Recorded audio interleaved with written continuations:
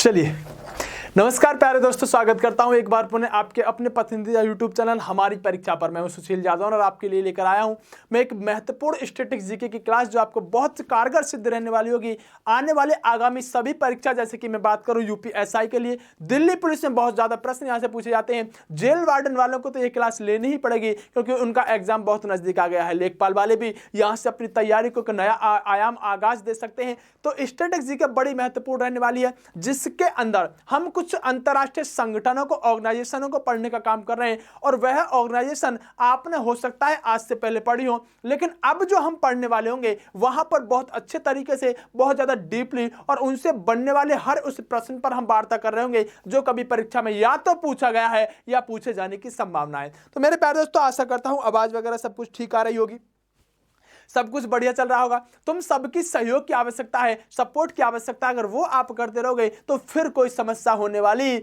नहीं है। तो मेरे प्यारे दोस्तों, आज हम लेकर आए हैं आपके लिए इंपोर्टेंट ऑर्गेनाइजेशन, महत्वपूर्ण जो यहां पर रहने वाले हैं उन पर थोड़ी सी बात करेंगे। मेरी बात को ध्यान से समझना, सुनना और जानना, क्योंकि प्रश्न यहां से बनते हैं मेरे टाइगरों, प्रश्न यहां से बनते हैं। और अगर प्रश्न बनते हैं तो क्यों ना इनको एकदम से खात्मा इनका कर दें, क्यों ना इनका एकदम से खात्मा कर दें। देखो, प्रश्न थोड़ा सा ध्यान दो। आज हम थोड़ा सा कॉमनवेल्थ के बारे में जानते हैं। किसके बारे में जानते हैं भैया? कॉमनवेल्थ के बारे में जानते हैं। सर कॉमनवेल्थ मामला क्या है? कॉमनवेल्थ के बारे में अगर दोस्तों जानना है तो सबसे पहले आपको एक बात समझनी होगी कि यह कॉमनवेल्थ जो है इसको हम दूसरे शब्दों में राष्ट्रमंडल संघ कह सकते हैं। अभी कुछ नहीं है, सिर्फ ध्यान रखो, कॉमनवेल्थ या तो इंग्लिश में आपको दे देगा, अगर कॉमनवेल्थ नहीं देगा तो इंग्लिश में आपको राष्ट्रमंडल खेल देकर बात खत्म कर रहा होगा। लेकिन राष्ट्रमंडल, सर इसका मामला क्या है? सर राष्ट्रमंडल है क्या?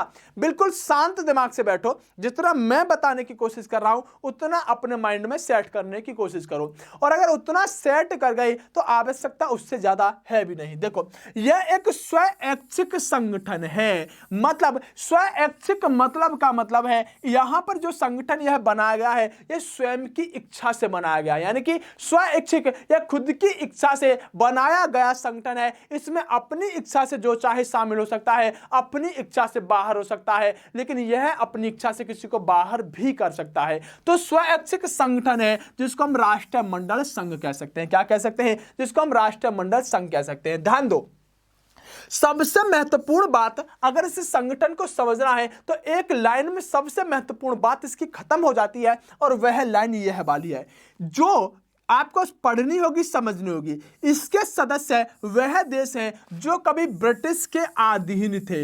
यानी कि सर कॉमनवेल्थ में कौन शामिल हो सकता है? तो कॉमनवेल्थ के अंदर, राष्ट्र संघ के अंदर, यानी कि हम कहें राष्ट्रमंडल संघ के अंदर वह देश शामिल हो सकते हैं जो कभी ब्रिटिश सरकार के अधीन थे। सही बात है, ब्रिटिश सरकार के अधीन रहने वाले देश कौन से होंगे? वह राष्ट्रमंडल संघ के देश कहलाएंगे। जैसे कि आप पढ़ते हैं कॉमनवेल्थ गेम हो रहे हैं, तो कॉमनवेल्थ गेम जो हो रहे हैं वह कौन कौन देश हिस्सा ले रहे होंगे? वह देश हिस्सा ले रहे होंगे जो कभी ब्रिटिश सरकार के अधीन रहे होंगे। बात समझ में आई? मतलब उनकी सरकार रहेगी। जैसे भारत पर भी तो कभी ब्रिटेनों का शासक था, ऐसे जो जो देश पर ब्रिटेन शासन कर चुका होगा वह कॉमनवेल्थ देश आएंगे, वह कॉमनवेल्थ देश के यानी संघ के देश कहलाएंगे। लेकिन अगर ब्रिटिश के अधीन अगर वह देश होंगे तो इसके कुल सदस्य कितने रहने वाले हैं? इसके कुल सदस्य कॉमनवेल्थ के कितने रहेंगे? 53 देश ऐसे हैं जो इस कॉमनवेल्थ में शामिल हैं, कॉमनवेल्थ के अंदर शामिल हैं। लेकिन यहां पर यह बात बिल्कुल गलत सिद्ध हो जाती है मेरे दोस्तों। यह ब्रिटिश के अधीन वाली बात यहां आकर गलत हो जाती है, क्योंकि रवांडा, इसको ध्यान रखिएगा, रवांडा क्या है? रवांडा और उसके अलावा मोजाम्बिक, ध्यान रखिएगा, यह प्रश्न बनने लायक है, यह प्रश्न बनने लायक है। एक तो रवांडा, क्या नाम है सर? रवांडा, और दूसरा क्या है उसके अलावा? मोजाम्बिक। यह रवांडा और मोजाम्बिक दो ऐसे देश हैं मेरे टाइगरों, दो ऐसे देश हैं जो इस संगठन में शामिल हैं और कभी ब्रिटेन के अधीन नहीं रहे। मतलब इस बात को ये दोनों देश झूठी साबित कर देते हैं, क्योंकि यह एक स्वैच्छिक संगठन है। तो रवांडा और मोजाम्बिक ने कहा कि हमें भी इसमें शामिल कर लो, तो ये दोनों ऐसे देश शामिल हैं जो कि रवांडा, मोजाम्बिक ब्रिटेन के अधीन नहीं रहे, फिर भी इसमें शामिल हैं। आपसे प्रश्न पूछेगा राष्ट्रमंडल के अंदर, राष्ट्रमंडल संघ के अंदर दो ऐसे कौन से देश हैं जो ब्रिटेन के अधीन नहीं रहे लेकिन फिर भी उसके सदस्य हैं? तो आप कहेंगे रवांडा, मोजाम्बिक। प्रश्न पूछ सकता है निम्नलिखित में से ऐसा कौन सा देश है जो ब्रिटेन के अधीन ना होते हुए भी कॉमनवेल्थ में शामिल है? इनमें से कोई एक ऑप्शन डाल देगा और आप आंसर दे जाओगे। बहुत महत्वपूर्ण है, थोड़ा सा माइंड में सेट कीजिएगा। अगर बात कर लेते हैं थोड़ा सा टाइगरो इस राष्ट्रमंडल की स्थापना के बारे में, तो इसकी स्थापना दरअसल 11 दिसंबर 1931 को हुई थी। कब हुई थी? 1931 को हुई थी। अगर हम बात करें इसका स्वरूप जो बदला गया है, जो स्वरूप बदला गया है वह 1947 में बदला गया है। मतलब राष्ट्रमंडल खेल का यहां पर जो स्वरूप बदला गया है वह 1947 में जब बदला गया, जब कॉमनवेल्थ यानी राष्ट्रमंडल का हिस्सा भारत और पाकिस्तान बने। जब भारत और पाकिस्तान बने तो प्रश्न पूछ लेगा कि भारत या पाकिस्तान कब कॉमनवेल्थ का हिस्सा बना? भारत या पाकिस्तान कब कॉमनवेल्थ का हिस्सा बना? तो भैया जब आजाद हुआ होगा तभी तो बना होगा, तभी बना होगा। बिल्कुल, आप इसको भी स्वरूप बदलने का भी आंसर आप लगा सकते हैं, लेकिन आगे आइएगा और जानिएगा इसका आधुनिक स्वरूप जो हम आज देखते हैं, कॉमनवेल्थ का जो हम आज स्वरूप देखते हैं, आधुनिक स्वरूप, यह हमारे सामने 28 अप्रैल कब? 28 अप्रैल 1949 को आया। मतलब जो आज का समय का कॉमनवेल्थ राष्ट्रमंडल संघ देखते हैं, यह कब आया मेरे दोस्तों? यह तब आया जब आजादी के 2 वर्ष बाद जब भारत पाकिस्तान शामिल हो गए, उसके बाद यह 1949 में हमारे सामने आया। राइट। अब देखो इसकी प्रथम बैठक किसकी? कॉमनवेल्थ की 1971 में हुई। कहां? सिंगापुर के अंदर हुई। कॉमनवेल्थ का मुख्यालय कहां है? यह लंदन के अंदर है। इसके अध्यक्ष की बात करें कि कॉमनवेल्थ का अध्यक्ष कौन रहेगा? कॉमनवेल्थ जो राष्ट्रमंडल संघ है इसका अध्यक्ष हमेशा ब्रिटेन की महारानी रहेगी। ध्यान रखना, बहुत महत्वपूर्ण संगठन है ये। ब्रिटेन की महारानी इसकी क्या रहेगी? इसकी यहां पर क्या, यहां अध्यक्ष यानी हेड यानी यहां पर अध्यक्ष रहने का काम करेगी। आगे मेरी बात को समझने की कोशिश कीजिएगा। राष्ट्रमंडल की बैठक को एक नाम दिया जाता है, ये इतना ज्यादा जरूरी है और यह पीसीएस तक के एग्जामों में पूछा गया है कि जो राष्ट्रमंडल की जो बैठक होती है उसको क्या नाम दिया जाता है? आप क्या कहेंगे? चौगम नाम दिया जाता है। क्या नाम दिया जाता है? चौगम। इसको राष्ट्रमंडल की बैठक को क्या कहा जाता है? चौगम कहा जाता है। माइंड में सेट करना, इस बात को माइंड में सेट करना। देखो अब राष्ट्रमंडल जो राष्ट्रमंडल संघ की बैठकें होनी है उसको तो कहा जाता है चौगम, यह बात तो ठीक है। सर 2020 में इसकी बैठक कहां होगी? 2020 में इसकी बैठक रवांडा के अंदर होगी। कहां पर? रवांडा के अंदर होगी। और रवांडा कहां पर है? तो मैंने अभी यानी रवांडा कौन है? तो इसका ऐसा सदस्य है जो इसके ब्रिटेन के कभी अधीन था ही नहीं, और यह 26वां सम्मेलन होगा। कौन सा? 26वां सम्मेलन होगा। सर 27वां सम्मेलन कहां होगा? 2022 में। तो 27वां सम्मेलन 2022 में समोआ के अंदर होने वाला है। कहां पर? समोआ के अंदर होने वाला है। तो आपको साथ के साथ ऐसे करंट अफेयर भी तैयार हो गया, करंट अफेयर भी आपका तैयार हो गया कि आपसे पूछ लेगा 2020 में राष्ट्रमंडल की बैठक कहां होने वाली है? आप कहेंगे सर रवांडा के अंदर होने वाली है। कहां पर? रवांडा के अंदर होने वाली है। करंट अफेयर का एक और प्रश्न बन सकता है, राष्ट्रमंडल की 2022 की बैठक कहां पर होगी या कौन से नंबर की होगी? तो 27वीं बैठक होगी जो समोआ के अंदर होगी, जो समोआ के अंदर होगी। तो आपने सिर्फ जाना राष्ट्रमंडल के बारे में। कौन देश होते हैं? संघ के 53 है वह देश होते हैं जो कभी ब्रिटेन के अधीन रहे हैं। रवांडा, मोजाम्बिक ऐसे हैं जो इसके अधीन ना रहते हुए भी इस राष्ट्रमंडल के अंदर शामिल किए गए हैं। और इसकी अध्यक्ष कौन है? इसकी अध्यक्ष हमेशा ब्रिटेन की महारानी रहती है। और यह जो है यहां पर 1947 में भारत और पाकिस्तान राष्ट्रमंडल में शामिल हुए हैं। भारत और पाकिस्तान राष्ट्रमंडल में शामिल हुए हैं। मजा आया बात में?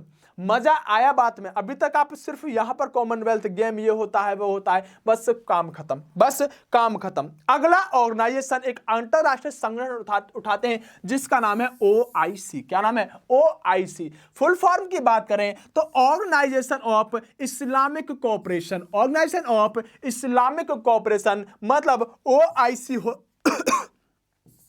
हो सकता है आपने इससे पहले OIC नहीं पढ़ा हो, लेकिन दोस्तों आप एसआई की तैयारी कर रहे हैं, दिल्ली पुलिस में स्टैटिक जीके की बहुत यानी कि भागीदारी रहती है। अब यूएनओ से ही प्रश्न पूछे, यह तो बात कोई है नहीं। क्यों? देखो समझो बात को। ओआईसी इसलिए महत्वपूर्ण है क्योंकि ये यूएनओ के बाद दूसरा बड़ा संगठन है, दूसरा बड़ा संगठन है। मतलब यूएनओ जो है, यूनाइटेड नेशन ऑर्गेनाइजेशन जो है, उसके बाद अगर दूसरा कोई बड़ा संगठन है तो वह ओआईसी रहने वाला है, ओआईसी रहने वाला है। और प्रश्न घुमाकर पूछ लेगा तो आप फंस जाओगे कि नहीं फंस जाओगे? बिल्कुल फंस जाओगे। आओ, इसकी स्थापना 1969 में की गई थी और इसके सदस्यों की बात करें तो 57 ओआईसी के सदस्य हैं। ऑर्गेनाइजेशन ऑफ इस्लामिक कोऑपरेशन के 57 सदस्य रहने वाले हैं और मुख्यालय इसका जेदा के अंदर है। कहां पर? जेदा। कहां पर पड़ता है? सऊदी अरब के अंदर पड़ता है। और इसके सम्मेलन जो होते हैं वे 3 वर्ष के बाद होते हैं। सबसे महत्वपूर्ण बिंदु, यूएनओ के बाद दूसरा बड़ा सदस्य संगठन कौन सा है? ओआईसी। दूसरा बड़ा संगठन कौन सा है? ओआईसी यहां पर दूसरा बड़ा सदस्य है। इतना ध्यान रखिएगा, फुल फॉर्म ध्यान रख लीजिएगा थोड़ा सा, और इसका यह पॉइंट याद रख लीजिएगा। इसका ज्यादा तो आपको खास याद रखने की आवश्यकता है नहीं। चलो आगे आ जाओ, आगे आ जाओ भाई, आगे आ जाओ। और कितना अच्छा सा प्रश्न है, कितना अच्छा सा प्रश्न है। आसियान, थोड़ा सा टाइपिंग के साथ समस्या हो रही है, आप थोड़ा सा एडजस्ट कर लीजिएगा। आसियान, अगर आसियान की बात करूं तो ASEAN, आसियान की बात करूं तो हम कह सकते हैं association of south east Asian nation, यानी कि यह जो है इसको हम दक्षिण पूर्वी एशियाई राष्ट्रों का समूह कह सकते हैं। मतलब आप वर्ल्ड मैप को जब देखेंगे, वर्ल्ड मैप को जब देखेंगे तो जो दक्षिण पूर्वी एशियाई देश है ना, दक्षिण पूर्वी एशिया जो देश है वर्ल्ड मैप पर, उनका एक यहां पर समूह बनाया गया है। क्या बनाया गया है? समूह बनाया गया है। अब ध्यान रखना, इससे बनने वाले प्रश्न बहुत ज्यादा आने की संभावना रहती है। प्रश्न क्या बनेगा?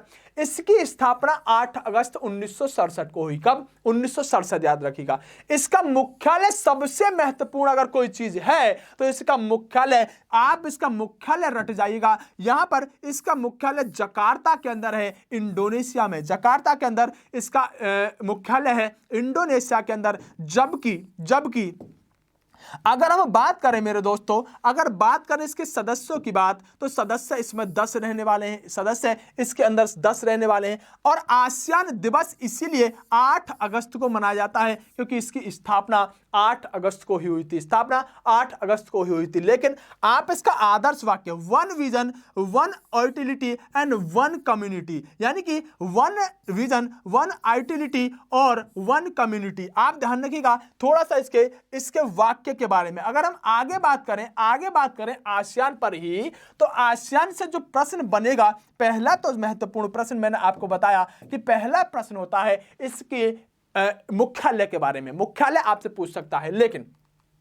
ध्यान रखिएगा कि आसियान का 36वां सम्मेलन वियतनाम में 2020 में होगा। करंट भी यहां से तैयार हो सकता है कि आसियान का 36वां सम्मेलन कहां होगा? वियतनाम के अंदर होगा। लेकिन इसके जो सदस्य हैं ना मेरे टाइगरों, इसके जो सदस्य हैं वह सदस्य आप जरूर याद रखिएगा। देखो, Malaysia, Philippines, Singapore, Thailand, Vietnam, Laos, Cambodia, और उसके अलावा कंबोडिया के अलावा बर्नी और म्यांमार, यह वह सदस्य है मेरे दोस्तों जो कि यहां पर किसके, यहां पर आसियान के सदस्य रहने वाले हैं। तो आपको प्रश्न पूछेगा निम्नलिखित में से कौन सा आसियान का सदस्य नहीं है, और यहां से आपको मैं कह सकता हूं, यहां से आपको किसी तरह से एक यानी कि देश का नाम, यानी 3 का यहां से दे सकता है, एक अन्य जगह से दे सकता है, या 3 और अन्य देकर एक इनमें से दे सकता है। तो आप पा भी रहोगे कि चाहे मलेशिया लें, फिलीपींस लें, चाहे सिंगापुर लें, यह वही देश हैं जो इसके आसपास पढ़ने का काम करते हैं।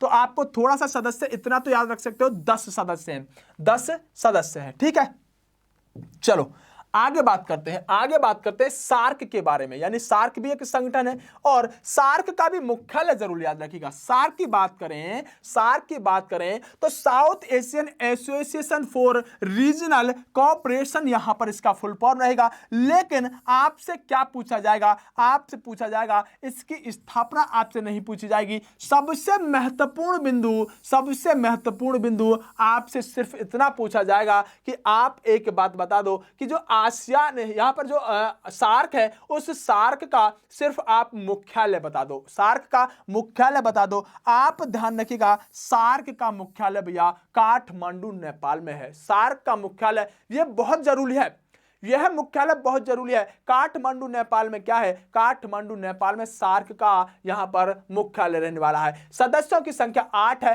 जैसे भारत, नेपाल, भूटान, बांग्लादेश, श्रीलंका, मालदीव, पाकिस्तान, अफगानिस्तान। अब बताऊं गलत होने वाला प्रश्न क्या होगा, गलत होने वाला प्रश्न आज तक का रहा है इसका, उससे रूबरू आपको करा देता हूं कि यहां पर आपसे प्रश्न पूछ रहा होगा कि निम्नलिखित में से कौन सार्क का सदस्य नहीं है, निम्नलिखित में से कौन सार्क का सदस्य नहीं है। और रटा हुआ प्रश्न बता देता हूं, उसमें एक ऑप्शन डालेगा आपके लिए, और वह ऑप्शन इस मालदीव को हटाकर म्यांमार डाल देगा, मालदीव को हटाकर म्यांमार डाल देगा। आप ध्यान रखना, म्यांमार इसका सदस्य नहीं है और मालदीव इसका सदस्य है। रटा हुआ प्रश्न है, म्यांमार को ऑप्शन में डाल देगा, जबकि म्यांमार यहां सार्क का सदस्य है नहीं। इसलिए ध्यान रखिएगा, भारत, नेपाल, भूटान, बांग्लादेश, श्रीलंका, मालदीव और उसके अलावा पाकिस्तान और अफगानिस्तान इसके सदस्य रहने वाले हैं, इसके सदस्य। सर क्या प्रश्न ज्यादा है संभावना पूछे जाने की, तो भैया बता तो रहा हूं चिल्ला चिल्लाकर, सबसे ज्यादा प्रश्न पूछे जाने की संभावना है इसका मुख्यालय कहां है, सार्क का मुख्यालय कहां है, यह प्रश्न सबसे ज्यादा पूछा जाता है। चलिए आगे बात करते हैं मेरे दोस्तों, आगे बात करते हैं। तो आपको थोड़ा सा और इस सार्क के बारे में जानना होगा, आपको थोड़ा सा सार्क के बारे में जानना होगा। देखो इसके कुछ पर्यवेक्षक राष्ट्र हैं, यानी कि यह सदस्य नहीं है, इसके पर्यवेक्षक राष्ट्र हैं जो इसके बारे में विचार विमर्श करते हैं, इसको सलाह देते हैं। तो ये सदस्य तो नहीं है, लेकिन पर्यवेक्षक राष्ट्र है, जैसे कि म्यांमार है, ईरान है, दक्षिण कोरिया है, चीन है, अमेरिका है। ये इसके पर्यवेक्षक सदस्य जरूर हैं, लेकिन इसके सदस्य नहीं है। ध्यान रखिएगा, इतना प्रश्न नहीं पूछा जाएगा, डीपली प्रश्न होता है। आप समझिएगा अब प्रश्नों को। देखो यहां से एक प्रश्न बना है आपके लिए एसएससी में, कैसे? यह प्रश्न बना है, सार्क आपदा केंद्र कहां है, सार्क आपदा केंद्र कहां है? तो सार्क आपदा केंद्र दिल्ली के अंदर है। सार्क आपदा केंद्र कई तरह की चीज होती है, सार्क यूनिवर्सिटी भी होती है। तो सार्क आपदा केंद्र कहां है? दिल्ली के अंदर है। सार्क ऊर्जा केंद्र कहां है? इस्लामाबाद के अंदर रहने वाला है। और सार्क कृषि केंद्र कहां है? तो यह ढाका के अंदर रहने वाला है, यह ढाका के अंदर रहने वाला है। इसकी प्रथम बैठक की बात करें तो प्रथम बैठक इसकी बात करें तो इसकी प्रथम बैठक काठमांडू नेपाल में ही हुई थी, इसकी प्रथम बैठक काठमांडू नेपाल में ही हुई थी। तो आप ध्यान रखेंगे कि इसके सार्क आपदा केंद्र दिल्ली के अंदर अवस्थित है, सार्क आपदा केंद्र दिल्ली के अंदर अवस्थित है। यहां तक कोई समस्या भी टाइगरों है? यहां तक कोई समस्या नहीं हो जानी चाहिए आपको, जहां तक मैं समझता हूं बिल्कुल एकदम बढ़िया तरीके से मामला चल रहा होगा। ठीक है, आगे आ जाओ, फिर आगे आ जाओ। अगर मामला बढ़िया चल रहा है तो देखो ओपेक, ओपेक के बारे में क्या प्रश्न बनेगा? पहले तो इसका ओपेक का मतलब क्या होता है कि जो पेट्रोल कंट्री है, जिनके पास पेट्रोल बहुतायत मात्रा में प्राप्त होता है, उन्होंने एक संगठन बना रखा है। क्या बना रखा है? संगठन बना रखा है, organisation of the petroleum exporting countries. यानी कि पेट्रोल के जो यहां पर हम कह सकते हैं जिनके पास सबसे ज्यादा संगठन, लगभग माना जाता है कि पूरी दुनिया का 40% पेट्रोल तो इन देशों के पास ही है। तो पेट्रोल वाली जो देश है जिनमें पेट्रोल बहुत मात्रा में पाया जाता है, उन्होंने एक ओपेक के नाम से बनाया, क्या? एक संगठन बनाया। और ओपेक जो है इसकी स्थापना 1960 में हुई। इसका मुख्यालय वियना ऑस्ट्रिया के अंदर था, इसका मुख्यालय वियना ऑस्ट्रिया के अंदर था। लेकिन बात करें अगर ब्रिक्स के बारे में, अब बात कर लेते हैं ब्रिक्स के बारे में। ओपेक से क्या? इसका मुख्यालय ही पूछा जाएगा। देखो जो ब्रिक्स है ना दोस्तों, ब्रिक्स, इसको पहले BRIC तक ही रखा गया था, इसको C तक ही रखा गया था ब्रिक्स को। जब बात करें सबसे पहले यह रूस के जो व्यक्ति रहे, रूस के लोगों के दिमाग में एक बात आई कि क्यों ना हम भी एक संगठन बना ले, हम भी एक संगठन बना ले। तो यह 2006 के अंदर 2006 के अंदर रूस के व्यक्तियों ने न्यूयॉर्क में एक बैठक करी। क्या करी? न्यूयॉर्क में एक बैठक करी। और रूस के लोगों ने जब न्यूयॉर्क में एक बैठक करी तो इसका स्थापना का श्रेय जो व्लादिमीर पुतिन आदि हैं उनको जाता है, और 2006 में इन्होंने रूस के अंदर एक मीटिंग की थी। लेकिन उस समय की बात करें तो इसमें सदस्य बनने का काम भारत, ब्राजील, या इसके नाम से ही होगा, भारत, ब्राजील, उसके अलावा चाइना, और उसके अलावा हम आई से कह सकते हैं इंडिया। यानी कि हम कह सकते हैं यहां पर जो हमारा प्रमुख रूप से देश रहेंगे वह भारत रहेगा, ब्राजील रहेगा, चीन रहेगा और दक्षिण अफ्रीका रहेगा। ठीक है, चलिए आगे बढ़ते हैं। यानी कि प्रमुख रूप से इसका रूस भी सदस्य रहेगा। चलिए बहुत बढ़िया, यानी कि भारत, रूस, ब्राजील, चीन, दक्षिण अफ्रीका। लेकिन ध्यान रखिएगा एक बात को, यहां पर बी से जो बनेगा वह ब्राजील बनेगा, आर से क्या बनेगा, आर से रूस बनेगा, जबकि आई से क्या बनेगा, आई से इंडिया यानी भारत बनेगा, सी से बात करें चाइना बनेगा, जबकि एस से बात करें तो साउथ अफ्रीका बनेगा, ऐसे साउथ अफ्रीका बनेगा। लेकिन एक बात ध्यान रखिएगा मेरे दोस्तों, आपसे अगर पूछा जाए कि जिस समय ब्रिक्स बना था तो इसको सिर्फ जो लिखा जाता था यानी स्थापना के समय, तो इसको सिर्फ इतना लिखा जाता था BRIC, सिर्फ इतना लिखा जाता था। बाद में 2010 जब आया तो साउथ अफ्रीका यानी दक्षिण अफ्रीका इसमें शामिल होने की बात करने लगा। तो यहां पर हमने एक और शब्द जोड़ दिया, हमने एस और लगा दिया, और एस लगाने के बाद हमने इसका नाम ब्रिक्स दे दिया। बहुत बढ़िया, आगे आइएगा। चलो आगे अगर थोड़ी सी बात करें तो आगे एनडीबी के बारे में बात कर लेते हैं। क्या है सर? न्यू डेवलपमेंट बोर्ड, यानी कि न्यू डेवलपमेंट बोर्ड, कई बार यह बैंक भी आपको लिखा हुआ मिल सकता है, बैंक, यानी न्यू डेवलपमेंट की बात करें तो ध्यान दीजिएगा 2012 में इसकी बैठक कहां हुई है? दिल्ली के अंदर हुई है, जबकि इसकी स्थापना यहां पर 2004 में हो चुकी थी। सबसे महत्वपूर्ण प्रश्न जो है वह तो यह वाला है कि इसका मुख्यालय कहां है। ध्यान रखिएगा, सबसे महत्वपूर्ण प्रश्न, एनडीबी का मुख्यालय संघाई के अंदर है। कहां पर? संघाई के अंदर। एनडीबी का मुख्यालय संघाई यानी कि चीन के अंदर रहने वाला है। इसके अध्यक्ष जो है केवी कामत जी रहने वाले हैं, जो कि इसके प्रथम अध्यक्ष थे वह केवी कामत थे, और इसके मार्कोस ट्राइजो नाम के व्यक्ति वर्तमान में अध्यक्ष हैं। तो एनडीबी से क्या प्रश्न बनेगा, एक बार सरसरी नजर से डाल लेते हैं इस पर नजर। एनडीबी से प्रश्न जो बनेगा मेरे दोस्तों वह सिर्फ इतना बनेगा, ध्यान देना कि इसके पहला प्रश्न इसका मुख्यालय से पूछा जाएगा, और दूसरा प्रश्न इसके प्रथम अध्यक्ष से भी एक बार पूछा गया है, इसका प्रश्न पूछा गया है। चलिए अगर आगे थोड़ा सा और बात कर लेते हैं, आइएगा। चलो WWF के बारे में, तो WWF कुछ भी नहीं है। अगर हम बात करें तो world wide fund for nature के लिए यहां पर है, और स्थापना 1961 में है, मुख्यालय ग्लेड के अंदर स्विट्जरलैंड में है। उतना यहां पर आपके लिए जरूरी नहीं है। फिर सर जरूरी क्या है? तो देखो जरूरी है वाडा। क्या है? जरूरी है वाडा। वाडा की मैं बात करूं तो हमारे जैसे भारत के अंदर नाडा चलता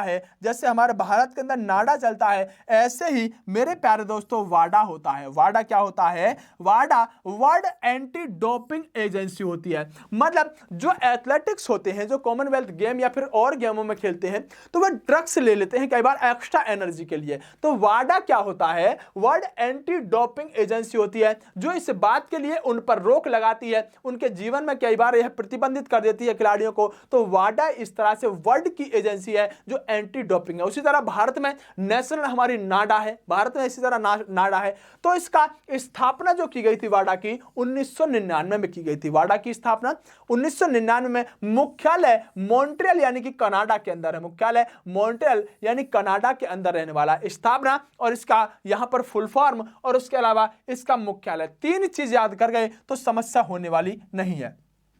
समस्या होने वाली नहीं है। चलिए आगे बात कर लेते हैं मेरे दोस्तों, आगे बात कर लेते हैं। तो अगला यहां पर रहने वाला है क्या, हम बिम्स्टेक के बारे में थोड़ी सी बात करेंगे। चलिए मेरे प्यारे दोस्तों, ज्यादा नहीं, स्टैटिक जीके मैं दिल्ली पुलिस से पहले जरूर आपकी पूरी करा दूंगा, थोड़ा थोड़ा लेकर चलेंगे। स्टैटिक जीके की आप चिंता ना करें, सब कुछ कराऊंगा, चाहे मुझे थोड़ी बड़ी क्लास लेनी पड़े, अभी छोटी छोटी क्लास ले रहा हूं। और स्टैटिक जीके दिल्ली पुलिस के पहले मैं कंप्लीट करा दूंगा, तब आप थोड़ा सा सपोर्ट करते रहें वीडियो को, तब और भी ज्यादा मजा आएगा और भी ज्यादा अच्छा लगेगा। ठीक है, चलिए प्यारे दोस्तों, मिलेंगे अगली क्लास में, तब तक के लिए बेस्ट ऑफ लक, नमस्कार। मिलते हैं फिर एक नई ऊर्जा, नए उत्साह, नए जुनून के साथ।